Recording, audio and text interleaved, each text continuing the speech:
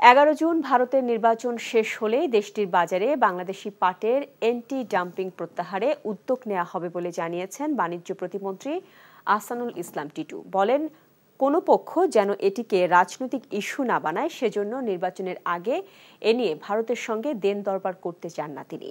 দুপুরে রাজধানীতে আদমজী কোর্ট ভবনে বিজিএমসির এক সম্বর্ধনা অনুষ্ঠানে তিনি বলেন, পাটের সুদিন ফেরাতে যে কোনো উদ্যোগের পাশে থাকবে বাণিজ্য মন্ত্রণালয়।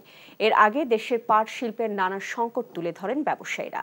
দাবি জানান জুট মিলগুলোর জন্য সহজ শর্তে ঋণের ব্যবস্থা করার। অভিযোগ করেন, সোনালী আঁশের দেশ হওয়ার পরও পাট শিল্প আমদানি করা বীজ নির্ভর হওয়ায় কাঙ্ক্ষিত উৎপাদন হচ্ছে না। পাট কেন কৃষি পণ্যের স্বীকৃতি পাবে না তা নিয়ে প্রশ্ন তোলেন এফবিসিসিআই সভাপতি মাহবুবুল আলম। পাটজাত পণ্যের প্রসারে দেশে বিদেশে রোড শো করার পরামর্শ দেন তিনি। এ সময় পণ্যটি রপ্তানি বাড়াতে সহায়তার আশ্বাস দেন প্রতিমন্ত্রী।